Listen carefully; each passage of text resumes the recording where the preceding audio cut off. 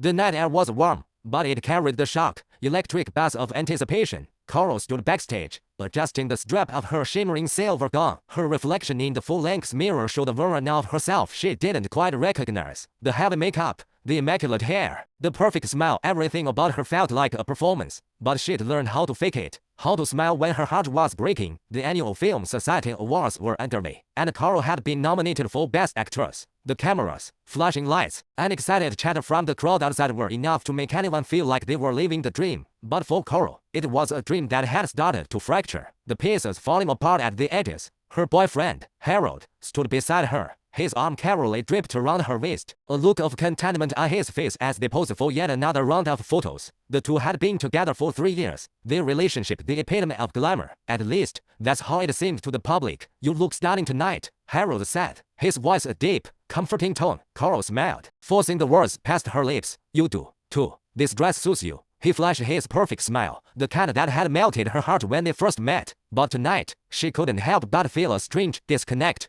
There was something in his eyes, a flicker of something that she couldn't place, something that felt off. She glanced over at him, her lips still smiling but her mind racing. He had been distant for weeks, his texts more sporadic, his calls brief. Tonight, everything felt like a performance, both of them playing their roles for an audience. But it wasn't just about the awards, it was about the life they had built together, the image they had created for the world to see. And tonight, she was starting to realize just how fragile that image was. Just then, a voice came over the intercom, announcing the start of the ceremony. Coral's heart skipped a beat. She had to pull herself together. She straightened her back and adjusted her posture, ready to walk down the red carpet. "Let's go," Harold said, pulling her toward the doors. The cameras were already snapping as they made their way to the front. The crowd erupted into applause, the flashbulbs lighting up the night like 1,000 stars. Coral smiled, waving and posing, her arm linked with Harold's, but her mind was somewhere else. "Are you okay?" Harold leaned in, his lips brushing against her ear as they walked. "Yeah,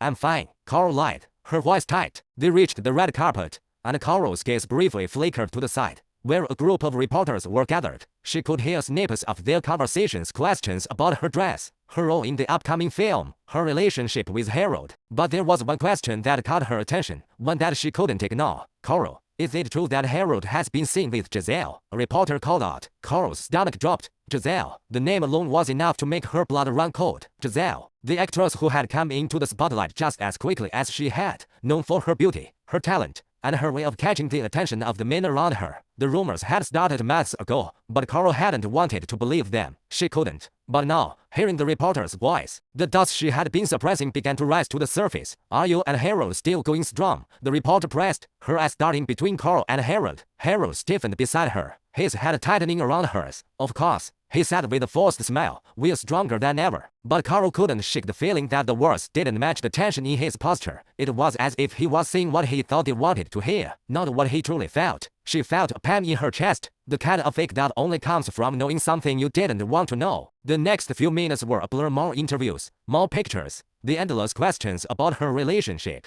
But Coral couldn't focus. All she could think about was Giselle, her face, her name, the way she had inserted herself into Harold's life. What was going on between them? Was Coral just another beautiful face in his life, a temporary distraction until he found someone else? Finally, the awards ceremony began. Coral sat in the front row, her eyes flickering nervously from the stage to Harold beside her. He seemed calm, as though nothing was wrong, but she could feel the weight of the situation pressing down on her. She had always prided herself on her ability to read people, and tonight, Harold's behavior felt like an open book, its pages filled with lies. As the ceremony progressed, Coral's nomination was announced. She stood up, her heart racing as she made her way to the stage. The applause was deafening, but all she could think about was the conversation she needed to have with Harold. She needed to know the truth. She couldn't keep pretending. When Coral returned to her seat, she was handed a glass of champagne. She smiled politely but didn't drink. Her mind was elsewhere. "Coral," Harold said softly, leaning close, "I need to talk to you after the ceremony." Coral looked at him,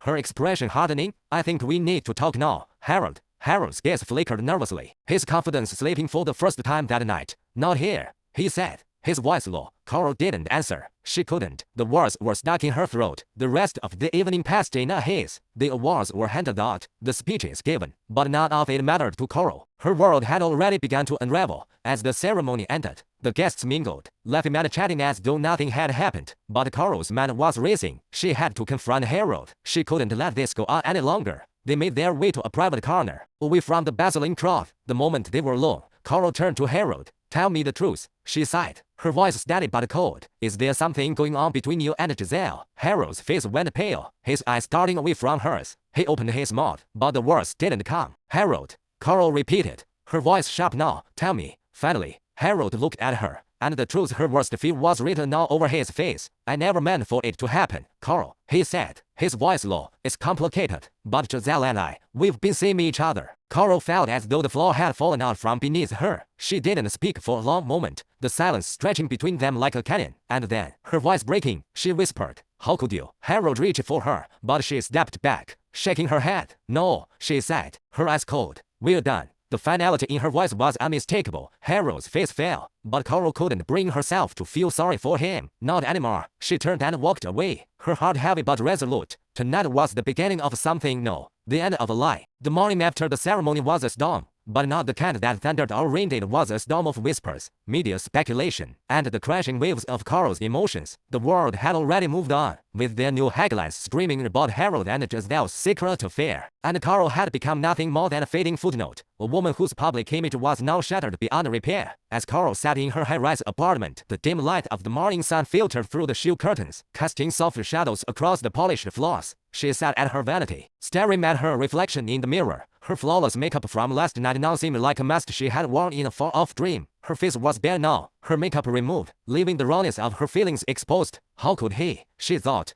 her mind replaying Harold's confession. How could he do this to me? A soft knock on the door interrupted her thoughts, followed by the voice of her assistant. "Lily." "Carol, there's a call for you. It's your agent, Jason." Carol let out a heavy sigh, her fingers clenching into fists. She knew this was coming. Jason had been calling non-stop since the ceremony, desperate to talk about the fallout. She had been avoiding him, but now it seemed inevitable. "Let him in," Carol said, her voice hoarse. The door opened, and Jason walked in, his professional smile quickly fading as he saw the devastation in Carol's eyes. He was a tall man, always impeccably dressed, with a reputation for getting things done. But now, his usual air of confidence seemed misplaced in the heavy silence of the room. "Carl," he said, his voice soft, hesitant. "I see it," she interrupted, standing up from her vanity. Her movements were slow, deliberate, as if each step weighed 100 pounds. "I don't want to hear it." Jason flinched at her tone but didn't back down. "I know this is hard, but we need to talk about the media storm. It's not going to go away. You have to address it, or it'll only get worse." Carol shook her head, the bitterness in her voice sharp as a knife. "What's there to address, Jason? Everyone already knows the truth. Harold's with Giselle. I'm just the woman he's been pretending to love." Jason looked uncomfortable, but he couldn't argue. He had seen the headlines, the photos, the speculation, the betrayal in the eyes of the public. "I'm sorry, Carl," he said quietly, stepping forward, "but you have to stay strong. This is the moment that defines you. You've been through worse, right? You get through this." Carl's jaw clenched, and she turned away from him, walking to the window and looking out over the city below. The world seemed so distant, so cold. She could see the morning rush of people below, everyone going about their lives, while she felt like she was drowning in her own private hell. "I don't want to be defined by this," she murmured, her voice barely above a whisper. "I want to be defined by my work, by who I am, not by the man who betrayed me." Jason stayed silent, unsure of how to proceed. He knew she was right. The media would twist everything, make it all about the drama, the scandal. But Carol was more than that. She was talented, driven, capable. She had worked her whole life to get here, to be respected in an industry that chewed people up and spit them out. She wasn't going to let one mass mistake destroy her. "Carl," Jason finally spoke, his voice firm, "we need a plan. You can't just vanish. Not now. If you want to take control of this situation, you need to make a statement. You need to remind the world who you are." Carl turned around slowly, her gaze piercing as she locked eyes with him. "A statement," she repeated. "What kind of statement do you think I should make, Jason? Should I apologize for loving someone who clearly never cared about me? Should I make it all about how heartbroken I am, so they can all feel sorry for me?" "No," Jason replied quickly, his voice a little too defensive. "That's not what I meant. I just think you should. I'll do it my way." Carl cut him off. "I'm not playing their game. I won't let them turn me into a victim." Jason nodded reluctantly, knowing he wasn't going to change her mind. He had seen that look in her eyes before, the fire that burned when she was determined. She wasn't going to let this defeat her. But he also knew how dangerous it could be to shut out the world completely. The industry had no mercy for those who didn't play the game. "I'll leave you to lead, then," Jason said, standing up. "But think about it. The longer you stay silent, the more control you lose." As he walked toward the door, Carl's voice stopped him. Jason, she said quietly, her eyes softening for the first time. Thank you for always believing in me. Jason paused, turning back to look at her. He could see the raw vulnerability in her eyes, and for a brief moment, he felt a pang of guilt. But he didn't say anything. He just nodded and left, closing the door behind him. Carl stood by the window for a long time, her eyes scanning the bustling city below. The thought of going back to her career, back to the spotlight, seemed almost impossible. But then she remembered her role in Rebirth, the indie film she had taken on months ago. It was a film that had no place for the glamorous, public persona she had built. It was a role that demanded raw, painful authenticity. A role she needed to throw herself into. Maybe, just maybe, this was the way forward. She picked up her phone and opened her calendar. The script for Rebirth was due for a read-through in a few days, and she knew she had to prepare for it. The film's director, Ethan Hayes, was known for pushing actors to their limits, but she didn't mind. She needed something to focus on, something to channel all the pain, the anger, the betrayal into. The phone buzzed in her hand, and she glanced at the screen. It was a message from Lily, her assistant. Harold called. He's trying to reach you. Says he needs to talk. Carol's stomach twisted. She stared at the message for a long time, then set her phone down without responding. She didn't need Harold's apologies, his excuses, or his false promises. She had already made up her mind. The only person she needed to save now was herself. The next day, Carol found herself standing on the set of Rebirth, her mind 1,000 miles away from the dark storm that had engulfed her personal life. The set was a small, cluttered space, with weathered walls and a sense of grittiness that seemed to match the story. The script called for a broken woman, one who had lost everything: family, love, dignity, and was left to pick up the pieces of her shattered life. As the cameras rolled, Carol channeled the pain she had buried so deep inside her. She didn't need to fake it anymore. The tears, the raw emotion, came naturally now. For the first time in a long time, Carol felt something genuine, something real. The morning after the chaos of the awards ceremony was a blur, but the weight of the reality settled in with excruciating clarity. Carol woke to find herself alone in her spacious penthouse, the remnants of a dream, one where everything had still been perfect, lingering just beyond her reach. The room was quiet, except for the soft hum of the city outside, a reminder that the world had not stopped for her pain. She had spent the night tossing and turning, a cold ache gnawing at her chest. Harold's betrayal echoed in her mind, playing on a loop. How could he? She thought again, as she sat at the edge of her bed, running her fingers through her disheveled hair. She hadn't cried, not once, but the hurt felt deeper than any tears could have conveyed. Her phone buzzed on the nightstand. She reached for it with reluctance, glancing at the screen. It was a text from Lily. Jason wants to talk about an interview opportunity. He says it's urgent. Carol stared at the message for a long moment. Jason, her agent. He had been persistent all morning, pushing her to get back into the game, to salvage her career before the public's interest turned into ridicule. But Carol wasn't sure she was ready for any of it. Not yet, not while her entire world felt like it was falling apart. I need time, she thought. But a small part of her knew, a large part knew she couldn't afford to shut everything out. The world would move on, and she couldn't let herself be left behind. She typed a quick reply to Lily. Tell him I'll be there in an hour. An hour later, Carl arrived at Jason's office, a sleek, glass-walled building that felt as cold and impersonal as the life she was now leading. She pushed open the door to his office. The smell of fresh coffee and polished wood hitting her as soon as she entered. Jason stood by his desk, phone in hand, his sharp gaze immediately meeting hers. He was dressed in his usual well-tailored suit, but his smile faltered when he saw her. Carol had always been good at reading people, and she could tell that Jason wasn't just worried about her career. He was worried about her. Carol, he greeted her, his voice low. How are you holding up? She crossed her arms and gave a tight, forced smile. I'm fine. You wanted to talk. Jason motioned for her to sit. Please, let's talk. As Carol lowered herself into the chair across from his desk, she took in the familiar setting, the same place where they had celebrated every career milestone together. No, it all felt hollow. I know this is a lot, Jason began, settling into his own chair. But you can't keep avoiding the press forever. They're going to eat your life if you don't control the narrative. Carol narrowed her eyes, the walls around her going up instantly. The narrative, she repeated. What do you want me to say? That I'm heartbroken, that I'm crushed, that the man I've spent years with was lying to me the entire time? Or should I pretend like everything's fine, like it's all just a misunderstanding? Jason's expression softened. No, Carol, I'm not asking you to lie. I'm asking you to take charge of your own story. You've been through worse, haven't you? You know how to handle a scandal. Carol laughed bitterly, a sound that didn't quite reach her eyes. This isn't a scandal, Jason. This is my life. I know, he said gently. But your career can't stop just because of one person. You're bigger than this. You are Carol. People want to see you rise above it. Her heart twisted. She wanted to scream at him. She wanted to tell him how much she hated this, how much she hated the idea of being reduced to a victim, to a woman who only existed because of the drama around her, but she didn't say anything. Instead, she just stared at him, her fingers tapping rhythmically against the armrest of her chair. Jason, she began slowly, her voice thick with emotion. Do you know what it's like to give someone everything, to pour your heart into them, your soul, your time, only to find out they were never really yours? Jason didn't speak, but his eyes softened with understanding. He knew what she meant. He knew the pain she was going through, even if he couldn't feel it himself. You don't have to answer that, Carl added, her voice breaking slightly. I already know what it feels like. There was a long silence between them. The only sound the distant hum of the city outside. Jason glanced at his phone, then back at Carl. What are you going to do? She stood up abruptly, pacing the room as her mind raced. The anger, the hurt, it was all bubbling up inside her. She didn't want to let Harold win. She didn't want to let him break her. She wanted to take control, to remind herself that she was still the woman who had made it on her own.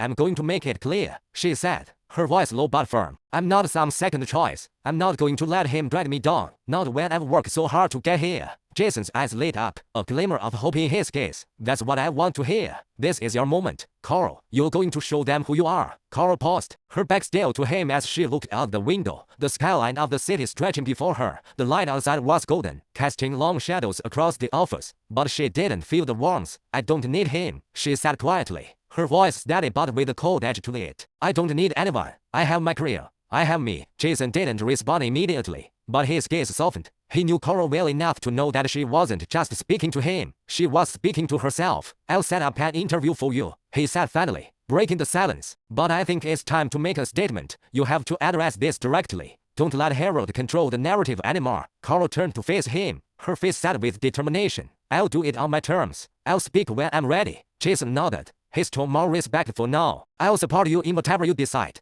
Just remember you're not alone in this. She gave a small, almost imperceptible nod. Thank you, Jason. Later that afternoon, Carl found herself sitting alone in her penthouse once again. She stared at the promise ring on her finger, the diamond still glinting in the afternoon sun. It had once meant everything to her, a symbol of Harold's devotion, of their shared dreams. But now it was just a cold piece of jewelry, a reminder of everything that had been a lie. She took the ring off her finger and held it between her fingers, the weight of it almost too much to bear. She closed her eyes, her throat tightening. She had once believed in the promise it represented. Now, it felt like the weight of her heartbreak. With one swift motion, Carl threw the ring into the trash, watching as it disappeared into the darkened bin. She didn't need it anymore. She had to let go, even if it hurt. As the evening settled in, Carl walked to the window, staring out at the city lights, her resolve hardening. It wasn't over. She was just beginning. The private jet touched down in Boston just after twilight, the city's skyline glittering like a promise she no longer trusted. Carl stared out the window, her expression unreadable, her hands clenched in her lap.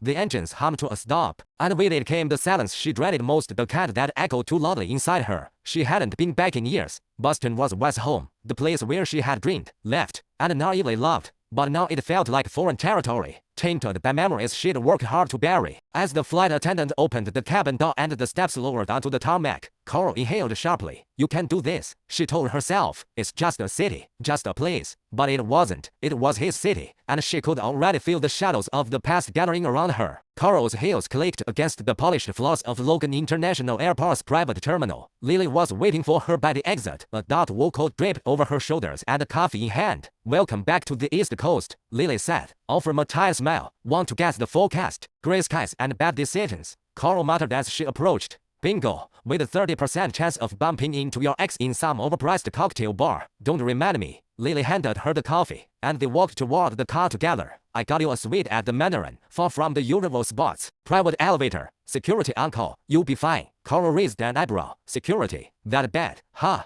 Harold's engagement news is all over the Boston Society pages. People are sniffing for scandal. They want a story. Your story. Carl didn't respond. She sipped her coffee and looked out the window of the waiting black SUV. The city passed in a blur. The Charles River, the old brick buildings, the tree-lined streets of Back Bay. It all looked the same, but nothing felt the same. The suite was elegant cream walls, mahogany accents, floor-to-ceiling windows with a view of the skyline. Carl dropped her back by the bed and walked slowly to the window. The city lights shimmered beneath her like a memory she couldn't escape. She pressed her palm against the cool glass. Somewhere out there, Harold was living his life unbothered, untouched. Maybe he was with Olivia now. Maybe they were celebrating. The thought twisted in her stomach. The knock at the door came lightly. She turned. Lily poked her head in. You okay? I don't know what I am. Carl said quietly. Tired, angry, hollow. You don't have to see him. Lily said, stepping fully into the room. You're here for the business conference. That's it. In and out. We'll keep things professional. Carl let out a humorless laugh. Do you really think Harold's going to stay away? His family's company sponsors have the damn event. Lily looked away. That's actually what I came to talk to you about. Carl narrowed her eyes. There's a pre-conference dinner tomorrow night. Private. Invitation only. CEOs, investors, founders. You've been invited. Carl turned back to the window, her reflection pale in the glass. And Harold's going to be there. Olivia too. Silence. Then, softly, Carl asked, did they plan it this way? I don't think so, but Boston's elite is a small, incestuous circle. You all orbit the same galaxy. Carl smiled bitterly. And I'm the fallen star, right? No, Lily said, stepping forward. You're the damn supernova. The next evening arrived faster than Carl expected. The moment she stepped into the grand ballroom of the private club on Commonwealth Avenue, she felt the shift in air. Elegant chandeliers glowed overhead, casting golden light across polished floors and gilded mirrors. Waiters moved like shadows, balancing trays of champagne flutes and horse durs. Heads turned as Carl entered. She wore a sleek black gown that clung to her frame like ink poured over fire. Her makeup was flawless. Her hair swept into a soft updo, revealing the diamond stars in her ears. She looked composed and touchable, but inside, she was bracing for impact. Carl, a voice sat behind her. She turned.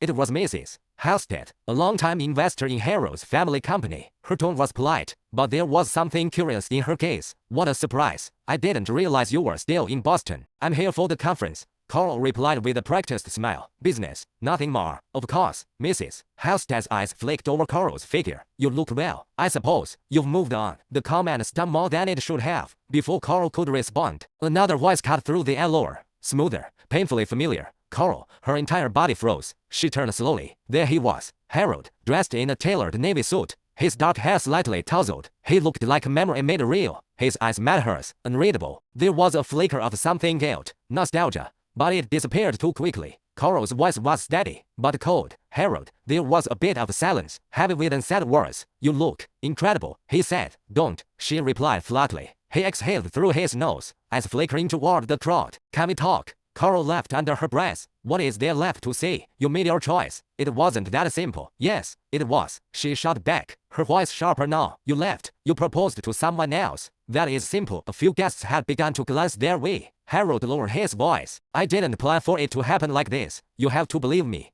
I don't have to believe anything anymore, Carl replied. That's the freedom that comes with betrayal. Carl, you knew what this dinner was. You knew I'd be here. And you brought her asterisk daughter as if on cue. Olivia appeared at Harold's side. Her blonde hair was perfectly curled. Her smile sweet but strained. Carl, she greeted smoothly. So lovely to see you again. Carl turned to face her fully. Olivia, I hope there are no hard feelings. Harold and I didn't mean for things to overlap. Sometimes, feelings evolve. Carl's lips curved into a smile that didn't reach her eyes. Funny how they evolve the moment contracts and mergers are involved. Olivia blinked, but her smile didn't falter. It's not personal. It always is, Carl said, then stepped forward, brushing past them both. She didn't stop walking until she was outside in the cool night air. The wind whipped around her, but she didn't feel the cold. Her hands were trembling. A voice followed her out. Carl, wait. She turned, expecting Harold. It wasn't. It was Ethan, her ex-colleague, her almost something. Years ago, they'd worked together before her name had become a brand, before the spotlight,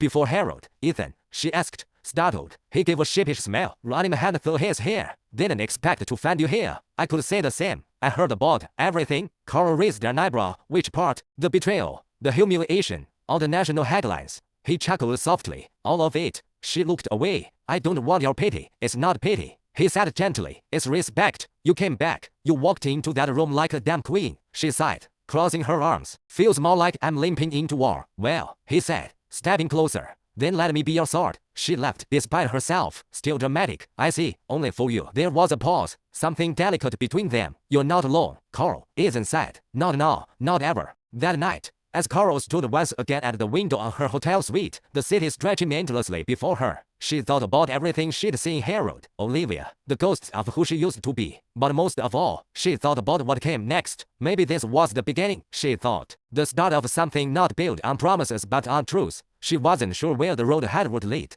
But one thing was certain, she wasn't turning back. Carl didn't sleep much that night, even beneath the soft sheets of the luxury hotel suite, even with the hum of the city muffled by floor-to-ceiling windows. Her mind wouldn't quiet. Memories crept in, uninvited. Harold's voice, Olivia's smug smile, Ethan's unexpected warmth. They looped through her head like scenes from a film she couldn't stop replaying. By morning, the sky was iron gray and heavy with the kind of cold only Boston knew how to deliver. She stood on the balcony with a steaming mug of black coffee, her silk robe fluttering against her legs. Down below, traffic moved sluggishly, and pedestrians hurried along in dark coats and scarves. Everything felt distant, like she was watching the world from behind a glass wall. Her phone buzzed. It was a text from Lily. Meeting at 10 a.m. Conference panel prep. Also, there's someone asking about you. I'll explain later. Carl narrowed her eyes. Someone. She typed back. Lily responded instantly. Not Harold, not Ethan, someone else. Mysterious, dark suit, British accent. You see, the conference was being held in a sprawling, modern glass building near the Seaport district. Carol arrived dressed in a sleek charcoal pantsuit with a deep V-neck blouse.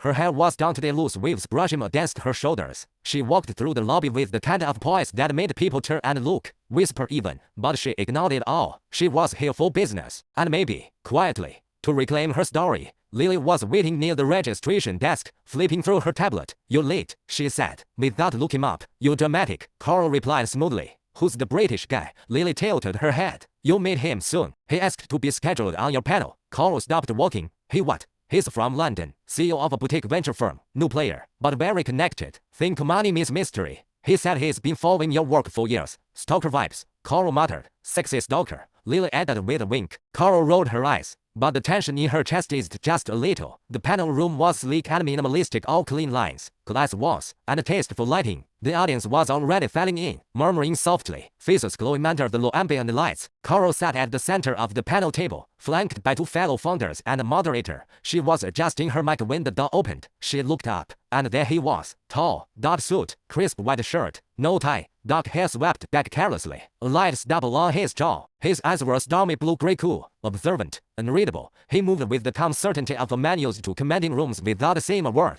He didn't look at her right away, but she felt it, the tension, the awareness, a thread pulled taut between them. Ladies and gentlemen, the moderator announced, joining us last minute is Mr. Alexander Thorne, Managing Director of Thorne Capital, London. Alexander took the seat beside Carl and finally glanced at her. He nodded once, politely, with a small smile. Miss Lane, you know my name, she said, more statement than question. I make it a point to know impressive people, he replied, voice low, accent sharp and smooth as aged scotch. Carl wasn't easily flustered, but there was something about him that made her span straighten and her pulse tick faster. The panel began. For the next hour, they discussed funding ecosystems, global markets, leadership challenges. Carl was sharp, eloquent, the picture of control. But every time Alexander spoke, she felt the audience shift. His voice carried power, not just because of his wealth, but because of the quiet conviction behind his words. Uncaringly, his gaze would flick to her, quick, but purposeful, as if they were sharing a private conversation in a room full of people. When the panel ended, applause echoed. People began to rise, but Carl remained seated, collecting her thoughts and her composure. Alexander leaned slightly toward her.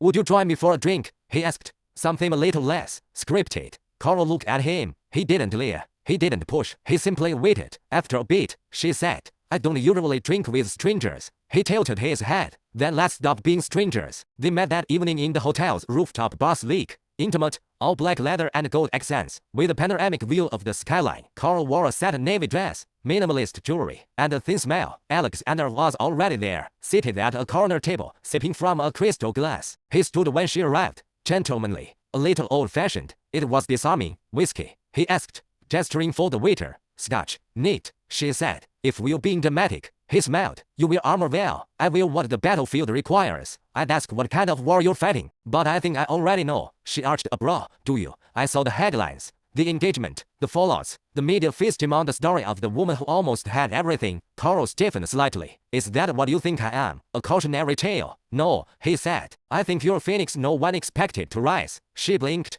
There was a silence. He sipped his drink and set it down gently. Tell me the real version, the one you don't give to Forbes or Vanity Fair. Carl let out a breath. What makes you think I'd tell you? Because I'm not here to use you, Carl. I don't want anything from you. I just want to see the woman behind the fire. That disarmed her, so she told him, not everything, but enough. She told him about the years of building lane ventures from scratch, about the late nights, the betrayals, the long silences with Harold when things began to crack, about the cold shock of seeing the engagement news not from him, but online, wrapped in PR spin and empty clothes. Alexander listened, really listened. When she stopped talking, she realized the bar had grown quieter, the crowd thinner. Their drinks were almost gone. I don't think you're broken, he said softly. I was, she admitted. No, I'm just sharper. Good, he said. Sharp things cut deeper. She laughed quietly. And what about you, Mr. Thorne? What's your truth? His smile faded a little. My truth is simple. I've been building things in silence, in shadows, watching empires rise and rot. I see something different in you. You're not rebuilding, you're reinventing. That's rare. Carl tilted her head. Is this a business pitch or a proposition? Neither, he said.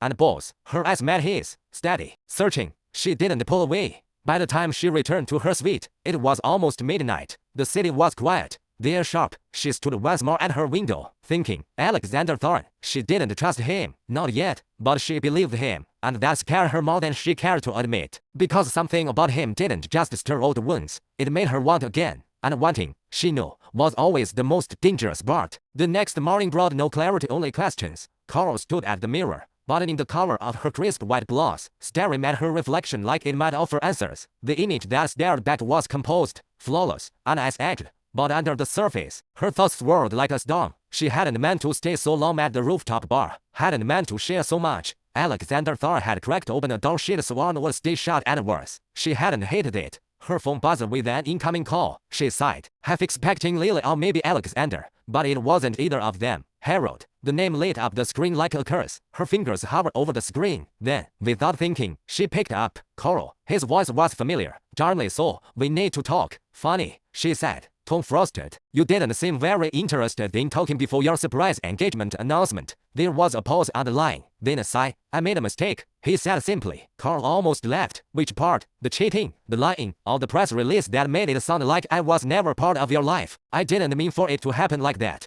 Olivia, she pushed the timing. I wasn't ready. Don't you dare blame her. Carl snapped. You made your choices. You left me out to dry. You let the media tear me apart while you smiled next to her on red carpets. He was quiet. She could almost hear him trying to piece together a version of the story that didn't make him look like a coward. I miss you, he finally said. That stopped her, not because she believed him but because it was pathetic, and because part of her, the part that still bore his fingerprints, wanted, stupidly, to ask why, but she didn't. Instead, she said, I have a meeting in 10 minutes. Don't call again unless it's legal or financial. Then she hung up. Her hand trembled slightly as she set the phone down, but only for a second. Later that day, Carl walked through the hush house of a private co-working space overlooking the Charles River. It was all polished concrete, tall windows, and quiet energy. Founders and investors mingled in stylish open lounges and closed glass rooms. She was here for a closed-door investor pitch for a new medtech venture. Not her company, but she was consulting as a strategic advisor. It was her way of staying sharp, of staying relevant, of not letting the pain define her. She entered the glass conference room, greeted the two young co-founders with a professional smile, and took her seat at the end of the long oval table. And then he walked in. Alexander Thorne, again. Today he wore a charcoal suit, no tie. His shirt unbuttoned just enough to look deliberate. His presence shifted the room's energy, instantly measured, intense, and composed. His eyes met Coral's. There was no surprise in them, only interest. Miss Lane, he said with a nod as he took the seat across from her. We meet again. Since we ran in similar circles, Coral said, matching his tone. Or perhaps, he replied, voice low. I'm simply following the most interesting story in the room. She ignored the hate writhing in her chest. Flattery won't make you less distracting. Distracting. His brow lifted, amused. Is that what I am? She said nothing, but her silence was answer enough. The meeting began, but the tension remained. As the founders presented, Coral jotted notes, occasionally glancing up. Alexander was focused, attentive, asking razor-sharp questions when necessary, but every so often, she caught him watching her, like he was studying something far more intriguing than balance sheets and text backs. After the meeting, Coral stepped out onto the rooftop terrace for air. The sky had darkened, low-hanging clouds casting the city in cold gray hues. The wind tugged at her coat. She was just lighting a cigarette, an old habit she only indulged when she was alone, when Alexander's voice interrupted her. I didn't know you smoked. She didn't turn around. You don't know me. He stepped beside her, hands in his coat pockets, watching the skyline. Not yet, but I'd like to. She inhaled, then let the smoke trail out into the wind. Why? Because I see something rare, he said. Someone who's survived hell, but didn't come out hollow. You're Dangerous, Carl. The kind of dangerous that builds empires or burns them to the ground. She glanced at him. And what would you do with a woman like that? I'd let her burn, he said quietly, and stand beside her, just to feel the heat. For a moment, neither of them spoke. Then she said, you keep saying things like that, like you're not afraid of what I could do. I'm not. You should be. That night, Carol returned to her hotel room, only to find the package waiting at her door, wrapped in dark paper, with no name, just her initials in silver script. She brought it inside, set it on the table, and opened it carefully. Inside was a single black envelope and a book. The envelope contained a card handwritten, elegant, unmistakably his, for the nights that echo too loudly. A.T. The book was a collection of poetry. Sylvia Plath, beautiful, brutal. Carol sat down on the edge of her bed, the book in her lap. She didn't know what Alexander Thorne wanted, not really, but he wasn't like the others. He didn't try to control or manipulate her. He didn't ask her to shrink. He watched, he waited, he listened, and perhaps, most dangerously, he understood. The next day, Carl woke to headlines. Harold Lane calls off engagement to Olivia Mercer. She blinked, sat up straighter, clicked on the article. It was full of PR fluff. Timing wasn't right. Respectful parting, mutual decision. Bullshit. She was still reading when Lily burst into her suite. Have you seen it? She demanded. Yes, Carl said. And I don't care. Lily paused. Really? I said what I said. Lily stared at her, then slowly smiled. God, I love this version of you. Carl's lips curled faintly. So do I. That evening, as the city wrapped itself in fog and lights, Carl found herself once again standing at the hotel bar, nursing a glass of wine. She wasn't waiting for anyone, and yet, when Alexander appeared calm, composed, as stormy, she wasn't surprised. He took the seat beside her, ordered whiskey, and didn't speak for a full minute. Then, quietly, I read the news. So did the rest of the world. You're not going back to him, Alexander said. It wasn't a question. Carl met his gaze. No, a long silence. Good, he said. Then he raised his glass. To rebirth, he said. She clinked hers against his. To revenge, he smiled. And Carl, for the first time in months, smiled back real and dangerous. Because the past no longer held her hostage. And the future, it was finally hers to write. The art gallery was tucked away on a quiet street in Beacon Hill, hidden behind heavy draped iron gates and framed by tall brick buildings that whispered of old money and older secrets. Carol stepped out of the black car, heels clicking against the cobblestones, her tailored black jumpsuit hugging her figure like second skin. Her lips were painted blood red, warning more than a statement. She wasn't here to appreciate the art. She was here to be seen. Inside, the gallery was a maze of modern and abstract pieces, displayed under warm lighting that softened the sharp lines and empty spaces. The buzz of conversation, laughter, and clinking glasses filled the air like static. She didn't need to scan the room to know he was there. Alexander Thorne's presence had a gravity of its own, something magnetic that shifted attention without a word. She found him near a minimalist sculpture in matte steel, glass of bourbon in hand, wearing a black-on-black ensemble that made him look like he belonged more in shadows than spotlights. When their eyes met across the room, he smiled. Not the kind of smile that invited, the kind that warned. Carl walked over, unhurried, poised. Every step mattered, as if the marble floor belonged to her. You came, he said. I was invited, she replied. Or have you forgotten you had my assistant add this to my calendar? Alexander chuckled, eyes flicking to the curve of her mouth. I just wanted to see what you'd wear. Careful, she said. That almost sounded like flirting. I never flirt, he said, voice low. I negotiate. She sipped her champagne. So this is business, isn't everything? Their eyes locked. The tension between them was thick and spoken, but undeniable. Then a new voice cut through. Carol Lane, a woman approached, tall, mid-40s, elegance wrapped in a navy silk dress and pearls. Behind her trailed a younger man, possibly her assistant, clutching a notepad and a tablet. Carol turned smoothly, her expression cool. Yes, I'm Dana Ellington, the woman said, extending a manicured hand. President of the North Point Foundation. I've heard things about you. Brilliant things. Carol shook her hand. I hope they weren't all lies. Dana laughed. Oh, I like you already. Have you considered speaking at our Women in Power Symposium next quarter? We're hosting it in partnership with Thorne Group. At that, Carl glanced at Alexander. He raised an eyebrow, said nothing. I hadn't considered it,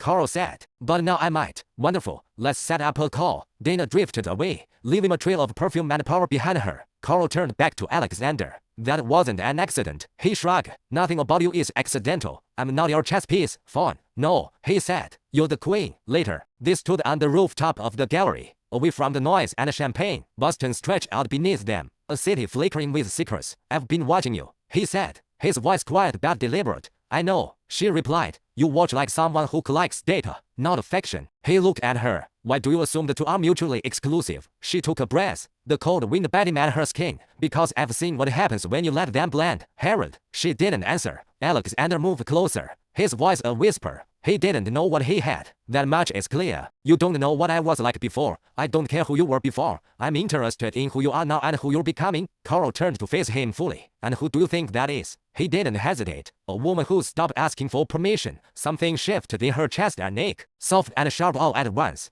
Before she could reply, her phone buzzed. She glanced at the screen. Lily, emergency. Call me. Her stomach tensed. I have to go, she said. Already walking, Alexander caught her wrist gently, his touch warm against her skin. What happened? I don't know yet. 15 minutes later, she was in Lily's apartment. The lights were dimmed, and the coffee table was a mess of open folders, sticky notes, and financial documents. Lily was pacing, hair tied up in a messy bun, phone to her ear. When she saw Carol, she hung up and practically launched into her. Harold filed an injunction against you. Carol's expression didn't change. What kind? He's trying to freeze the residual shares in the Foresight deal. Claims you violated confidentiality agreements and damaged his reputation. Carl blinked. He has no grounds for that. He doesn't need grounds, he needs press. He wants to bury you in legal mud so you miss the expansion deadline. Carl sank into the sofa, fingers tightening around the edge of a file. She could feel it rising in her again, that familiar wave of fury. Cold, calculated, controlled. I'll call Darren in the morning. I want a full countersuit prepared before noon. Lily nodded. Already texted him. But Carl, what?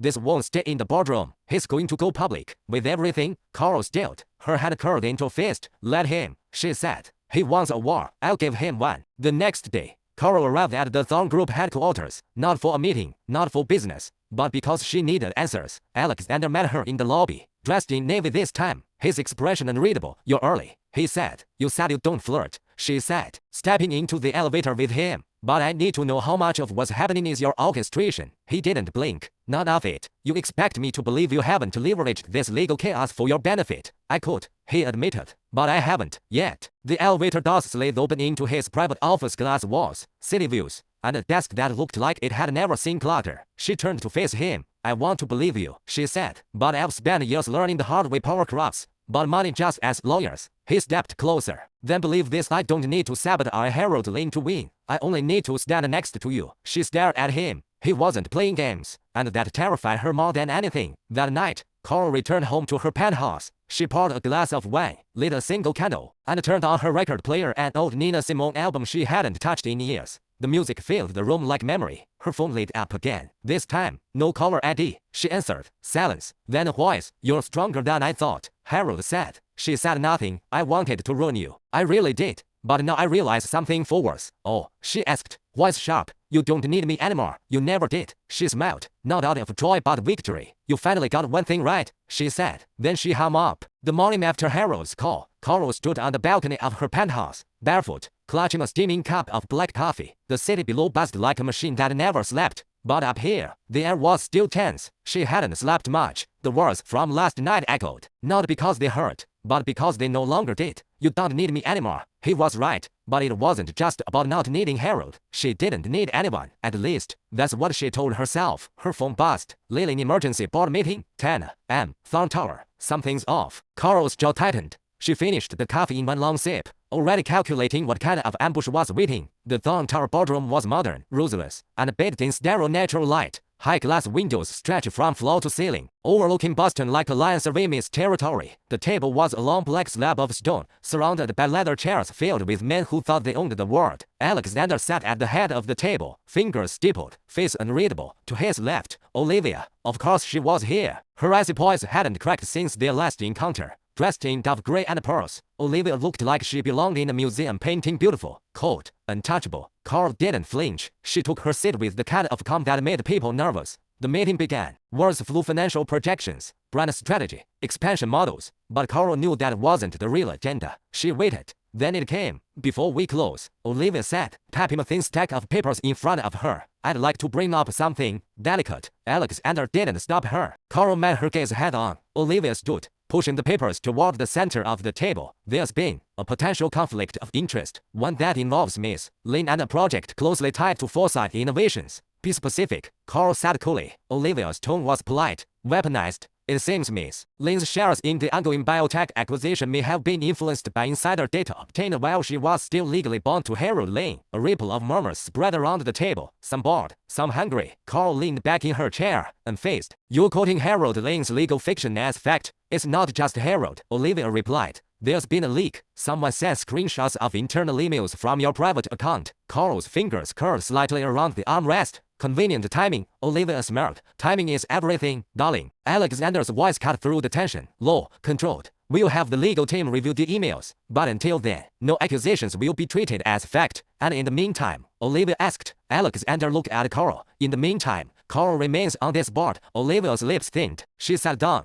The meeting ended with cold handshakes and cold glances. Carl didn't wait for Alexander to say anything. She swept her bag over her shoulder and left. Lily caught up with her by the elevators. That email leak Lily began. It was a setup. Carl interrupted. She wants to discredit me. The timing lines up too perfectly with Harold's injunction. You think they're working together? Carl pressed the elevator button. No, Olivia would never share power with anyone, especially not a man who can spell loyalty. But she doesn't mind using his chaos to fuel her agenda. Lily sighed. How do you want to respond? Carl stepped into the elevator. With silence. For now, that night, Carl stood alone in her penthouse library, surrounded by floor-to-ceiling shelves of leather-bound ambition. She pulled out a black notebook, one of many she kept locked in a safe. Inside were notes, raw, unsent letters, pieces of herself she never showed. She flipped to a page dated 2 years ago. It was a letter she had written after her first public humiliation, when Harold had left her for a woman half his age and twice as vindictive. They think I'll break. They always think that.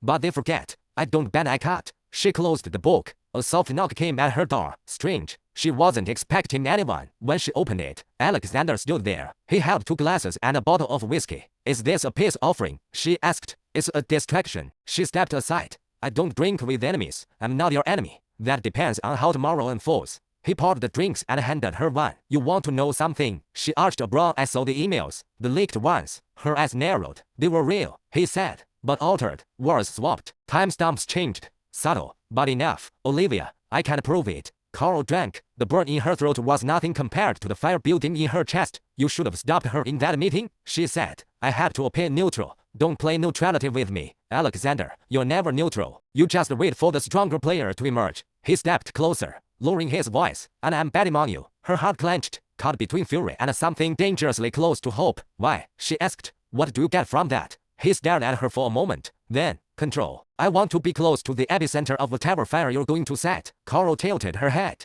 And what makes you think I won't burn you with everything else? He smiled faintly. Maybe I want to burn. She couldn't breathe for a second. Couldn't move. Then, as if nothing had happened, she set her glass down. Next time you visit, and announced. Bring a plan instead of whiskey. The next morning, Carol stood in her office, staring at the giant screen displaying her calendar. Meetings, interviews, PR damage control. She was tired, not from work, from playing defense. Lily, she called. Lily appeared in seconds. Clear my schedule. I'm going to North Point. Lily blinked. For the foundation panel. No, Carol said, grabbing her coat. For war, North Point Foundation's main office was a fortress of polished white walls, philanthropic quotes in gold lettering, and an undercurrent of quiet judgment. Dana Ellington greeted her warmly. Carol, what a surprise. I need a favor. Carol interrupted. One that comes with mutual benefit. Dana's expression shifted from polite to intrigued. I'm listening. I want the keynote spot at the next symposium. Dana blinked. You declined the invitation. I'm changing the narrative. Dana folded her arms. That spot is currently held by Olivia Thorne. Carl smiled. Not for long. I'll need a reason. And a headline. I'll give you both. A full expose on how women are set up to fail in boardrooms built by men and occasionally by women who learned the wrong lessons. I'll bring fire, numbers, and 5-figure donors. Dana's lips curled. You're dangerous. I'm necessary. That night, Carl stood then on her balcony, watching the lights flicker. She didn't believe in fate, but she believed in timing, and hers had just begun. The sun hadn't yet risen when Carl arrived at the downtown offices of Foresight Innovations. The building loomed in the early dawn haze, all steel and ambition, its sharp-edged design like a monument to future empires. She bypassed the front desk without a word. Her heels clicked with purpose as she took the executive elevator to the 42nd floor. Inside the glass-walled conference room, Harold Lane was already waiting. He turned when she entered, expression unreadable. He looked older than she remembered, hair more silver than air, jaw tighter, eyes hollowed out by too many sleepless nights or too much pride. You came, he said, as if he wasn't sure she would. Carl didn't sit. You summoned me, Harold. You always were good at making people jump. He gestured to the chair opposite him. This isn't a trap. She gave a short, humorless laugh. That's what every predator says just before the first bite. He looked down,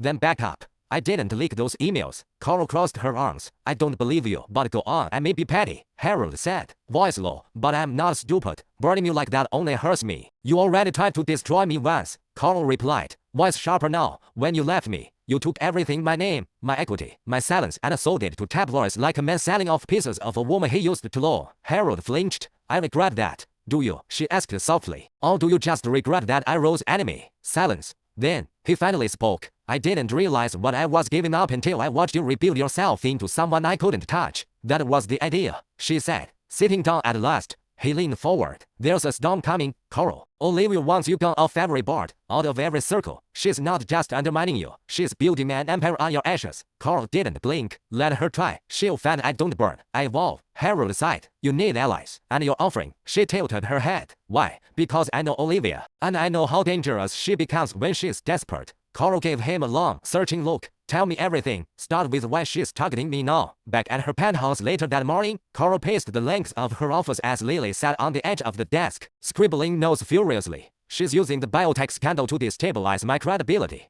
Coral said. Jaw tight. And she's already gotten one of the smaller shareholders to side with her. If she flips 2 more, she'll trigger a vote to strip my executive influence. She's playing chess, Lily muttered. She's playing with fire, Coral corrected. And I'm done being polite. Lily looked up. What's the next move? Coral walked to the tall windows and stared out over the city like a queen serving a kingdom she refused to lose. We expose her, she said. Every dirty deal, every backdoor contract, every off-the-books investment. That's risky, Lily said carefully. You're assuming she's left a trail. Coral turned. She always does. People like Olivia never think they'll need to cover their tracks because they believe no one will dare come looking. That evening, Coral met Alexander at a discreet bar nestled in a back alley of Beacon Hill. Dark wood, low lighting, just whispering through hidden speakers. It was the kind of place designed for secrets. He was already seated when she wrapped a nurse him a glass of something expensive. You're late, he said, eyes flicking up. I was waiting for, Coral replied, sliding into the booth across from him. I hear you had a chat with Harold, he said. Word travels fast. I have ears everywhere. Coral didn't smile. So does Olivia. Alexander tilted his head. What do you want from me, Coral? I want access to your legal team, your forensic accounting group,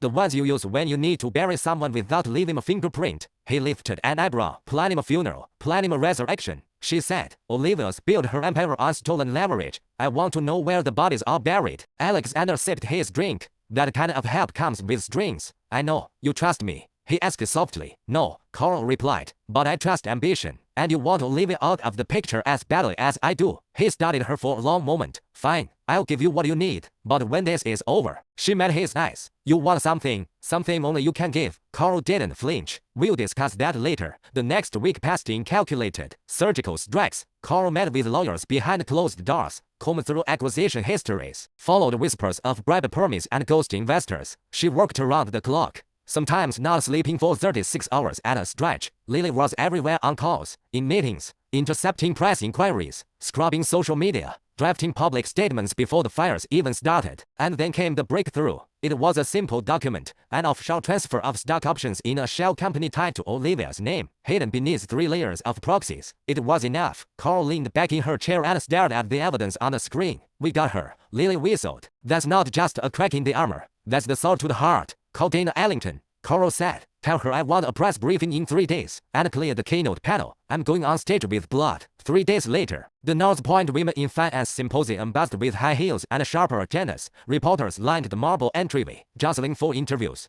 hoping for scandal. Inside, the ballroom shimmered with glass chandeliers and quiet power. Olivia sat near the front, draped in emerald green, exuding practiced serenity. Coral entered last. The hush was immediate. She took the stage like she owned it, and she did. I was told once that women like me aren't supposed to rise, that we're ornaments, distractions, pawns in someone else's story. A flicker passed through Olivia's eyes. But what they forget, Coral continued, voice still wrapped velvet, is that women like me don't wait for permission. We build empires from rubble. We survive wars meant to silence us. She paused, and we remember everything. She turned to the giant screen behind her. With a single tap, the documents appeared, proof of Olivia's backdoor dealings, the shell corporations, the manipulated votes. Gasps rippled through the room. Olivia's face went pale. Coral smiled. Let this be a reminder: integrity isn't a luxury. It's the only currency that holds its value in a world that's always watching. The room erupted. Coral stepped down from the stage as reporters surged forward. But she didn't stop. She had made her point, and the game had changed. That night, Alexander called. I watched the live stream, he said. You didn't just take her down. You rewrote the rules. I didn't come this far to lose gracefully. He was quiet for a moment. Then, what now? Carol looked out over the city, the lights blinking like stars at her feet. No, she said. Now we build something they can't take away. The sky outside Carol's penthouse was bruised purple, the last traces of daylight fading behind the skyline. The room glowed in warm amber tones from recessed lighting, but nothing could soften the weight pressing down on her chest. Victor always came at a cost, and tonight, she was beginning to count it. She stood barefoot at the edge of the massive floor-to-ceiling window, her silk robe slipping slightly from one shoulder. In her hand was a glass of red wine she'd yet to taste. Below, the city buzzed, oblivious to the war sheet just won and the battles still ahead. The doorbell rang, cutting through the silence like a blade. She didn't move immediately. Only after a second chime, more insistent this time, did she sit down and touch a wine and walk to the door. She didn't ask who it was. She already knew. Alexander stood there, still in a suit, though his tie wasn't done and his eyes were shadowed by something unreadable. "You're late," she said. "You didn't give me a time," he replied, stepping inside without waiting for an invitation. "I didn't think you'd show up at all. I'm full of surprises," he said softly. She closed the door behind him and leaned against it, watching him as he walked further into her space, pausing by the marble kitchen island. He picked up the wine bottle she'd opened, poured himself a glass, and then one for her. He handed it over to Annings. He said. She raised an eyebrow. "All beginnings." They clinked glasses. The silence that followed was heavy with something inside. Finally, she broke it. "You've been quiet since the symposium. You've been busy," he said. "That's not the reason." "No," he admitted. "It's not." He set his glass down. "You humiliated Olivia in front of the people who matter most to her. Do you know what that means?" Carol's gaze wasn't flinching. "It means she'll come back harder." "She already is," he said. "She's filed 3 counterclaims: defamation, breach of non-compete, manipulation of market perception. Her PR team is spinning you as a vengeful ex-partner out for blood." "She's grasping," Carol said. "She's building a narrative," Alexander countered. "One will you the unstable one, the threat, the problem. She's too late." Alexander studied her for a long moment. "Maybe, but she's not the only one watching. You've made enemies, Carol, important ones, and some of them were waiting for a crack in your armor." She turned away from him, pacing slowly. "Let them come. I've bled before. I survived it." "You didn't just survive," he said. "You made them regret ever touching you." She stopped. But I need to know where this ends, Carol, because right now, you're not fighting to protect your legacy. You're fighting like someone with nothing to lose." She turned, her voice lower. "Maybe shame." His expression shifted. "Then tell me, what did she take from you that still keeps you up at night?" Silence. Carol walked to the couch and sat down, tucking one leg beneath her. For a moment, she stared into the wine like it held answers she'd been too afraid to face. "When I was with Olivia," she said quietly, "I thought I was building something with someone who understood me. We dreamed the same way. We wanted the world, and we weren't afraid to take it." She looked up.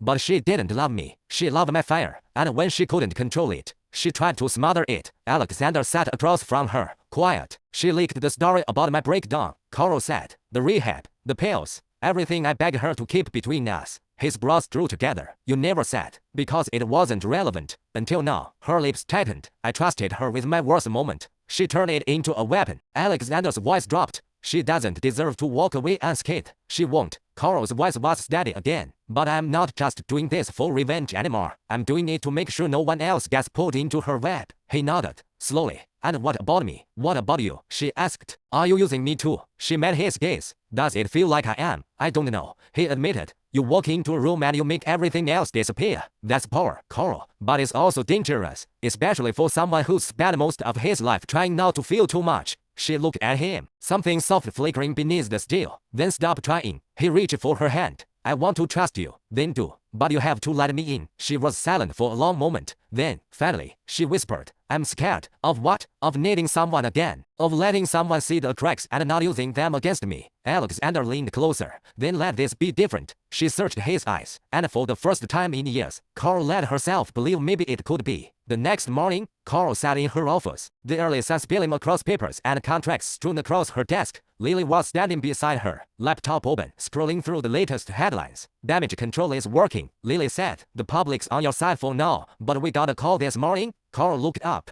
"From who?" "Federal Trade Commission. They're requesting documents. They're launching an investigation into Olivia, and possibly into you." Carol stood, her expression unreadable. "Of course they are. This isn't a leak. This is strategic. Someone's feeding them just enough to keep you in the spotlight and not in a good way." Carol took a breath, scheduled a meeting with Dorian, then loop in Alexander's legal team. "I want to be 3 steps ahead before they even know what they're looking for." Lily nodded, then hesitated. "And Carol?" "Yes, if this gets worse, are you ready for that?" Carl looked out the window. I was born in the storm, she said quietly. This is just the thunder. Later that day, Carl walked into the boardroom at Westgrove Equity, where her advisory council was already seated. Conversations hushed as she entered. Her presence was magnetic, her black suit tailored to power, her face a perfect mask of calm calculation. She placed her hands on the table. Let's get something straight. This company will not break. I will not step down. And if any of you are thinking of jumping ship, do it now before the tide pulls you under. A few exchanged nervous glances. One man, Wesley Crane, CFO, cleared his throat. Carl, we all line up with you. But this investigation puts the company in a vulnerable position. Investors are already calling for a contingency plan. Let them call. Carl said. We have nothing to hide. And Olivia, another asked. She's not backing down. No, Carl said. She never does. But neither do I. That evening, Carl returned home to find an envelope slid under her door. She picked it up cautiously. Inside was a photograph. It was of her. From years ago before everything. Young, unguarded, smiling in a way she no longer remembered how. On the back, a message in sharp, feminine script. You're not untouchable. You're just next. Oh, Carl stared at the words for a long time. Then she folded the photo in half and set it on fire. The storm that had been threatening all day finally broke. Rain slashed against the windows of Carl's penthouse like the city itself had turned against her. Thunder boomed above, echoing the unrest writhing in her chest. She stood in the center of her living room, staring down at the burnt edges of the photo she had received the night before. The ashes had been swept into a crystal dish on her coffee table, but the message still burned in her mind. You're not untouchable. You're just next. There was only one person who knew how to wield those words like a blade, Olivia. Carl didn't flinch at threats. But this wasn't about fear. This was about control. And Carol Blackwood did not lose control. Her phone buzzed. A message from Lily. Olivia just did a live interview with Sinclair Media. You need to see this. Carol turned on the massive TV, flipping to the network. There she was. Olivia Monroe. Perfect, poised, and poisonous. I love Carol, Olivia said, voice thick with rehearsed vulnerability. But her obsession with control, it became dangerous. She wasn't well. The interviewer leaned in. Are you saying she was unstable? Olivia offered a smile full of crocodile sympathy. She was brilliant and broken. Carl's had tightened around the glass she was holding. A crack splintered up the side. A soft knob pulled fur out of her fury. She opened the door to find Alexander standing there, soaked from the rain. Joe tense. I came as soon as I saw it, he said. Come in, she murmured, stepping aside. He peeled off his coat, water dripping onto the hardwood floor. She's weaponizing your past, trying to make the narrative stick before you can respond. It's working, Carol said, crossing her arms. I've already had 3 board members call me today. One of them asked if I planned to take another medical leave. Alexander frowned. They're scared. That doesn't mean they lacked. Scared people are dangerous. Carl cut in. They'll sell you out the moment it looks safer. He stepped closer. Then what's the move? Carl looked up at him, eyes sharp. We bury her. By morning, Carl had her team assembled in the war room, a sleek conference space with glass walls, a massive digital screen, and a black and white map of the city painted with colored text. Lily led the briefing. We've cross-referenced all media outlets Olivia's used in the past 6 months. A majority of the leaks originated from a shell PR firm in Manhattan, one that doesn't technically exist. Who's funding it? Carl asked. We think it's tied to Vernon Chase. Carl's jaw clenched. Vernon was a vulture investor, once her ally, now known Olivia's sympathizer. Chase wants to force a merger, Lily continued, with Olivia's new biotech startup.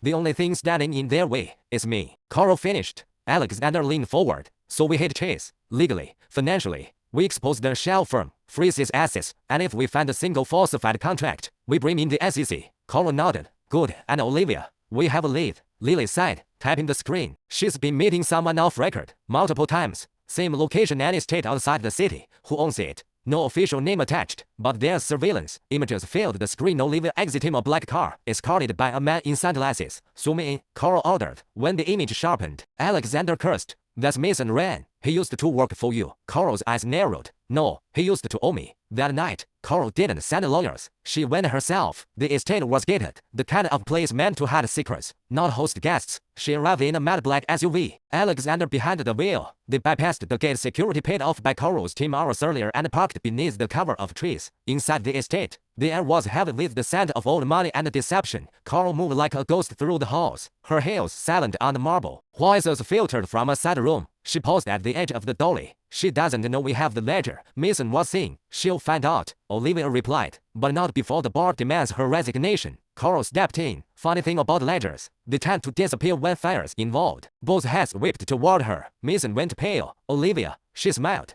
I was wondering when you'll show up. Carl stepped closer, unblinking. So this is your plan. False narratives and forged books. Weak, even for you should have stayed broken. Carl, Olivia said. At least then you were predictable. Alexander entered behind her, voice like ice. And you should have stayed out of the spotlight. Mason reached for something on the desk. Don't, Carl said. That's a bad move. Mason, you still owe me 3 years of silence. Don't make it worse. Mason froze. Olivia stood. You don't scare me. Carl smiled. You should be terrified. They left the estate with evidence in hand, a drive containing the fake letter, and enough recorded conversation to discredit Olivia's entire strategy. Back in the SUV, Carl stared at the drive in her palm. What are you going to do with it? Alexander asked. She looked out at the rain. I'm going to end her, publicly, permanently. He was quiet for a moment, and after that, she glanced at him. I don't know. Maybe I learn how to live without a war. He reached over and took her hand. Maybe we figure it out together. Carl didn't smile. But for the first time in a long time, she didn't feel alone. The air outside the lyric Grand Theater shimmered with electric anticipation. Spotlights sliced through the dusky sky like sabers, illuminating a sea of flashing cameras and screaming fans. It was the premiere night of Rebirth, the film that had already stirred waves across the industry. Carl's name was on every banner, her face emblazoned across the posters. Yet despite the spectacle, her heart thundered in her chest with a mixture of nerves and resolve. The limo door opened with a soft hiss. Carl stepped out slowly, her gown cascading like molten silver down her frame. The Valentino dress,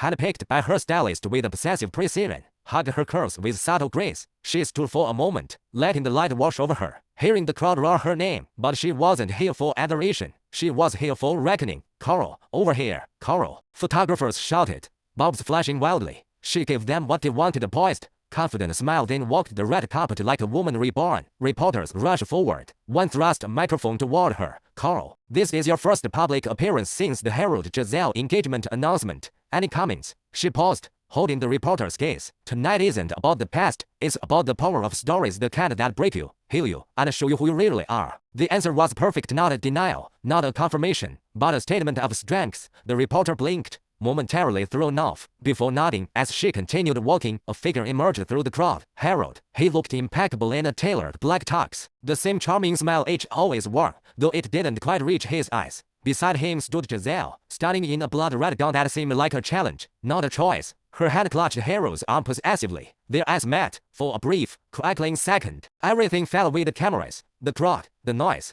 Just Carl and Harold. Memory surged in his touch. His betrayal, her humiliation. Harold stepped forward, perhaps out of instinct. Carl, you look, save it. She cut in softly, but firmly. Her voice carried only to him. Tonight isn't about us. It never was. He opened his mouth, but she had already turned, her heels clicking confidently on the carpet. Behind her, Giselle's smirk faltered for a split second. Inside the theater, the air was rich with luxury velvet drapes, chandeliers dripping crystals, the smell of expensive perfume and ego. Carl was ushered to her seat in the front row, right next to the director. Lena Chow, nervous, Lena asked, eyes twinkling, terrified. Carl admitted. Lena chuckled. Good, that means it matters. As the lights dimmed and the studio logo faded onto the screen, Carl gripped the armrest. The opening scene began. Her face, bloodied and bruised. As the character Lena stared into the mirror, the gasps from the audience were immediate. Her performance was raw, harrowing, unflinching. Throughout the film, there were audible sobs, moments of silence so deep you could hear breathing, and when the credits rolled,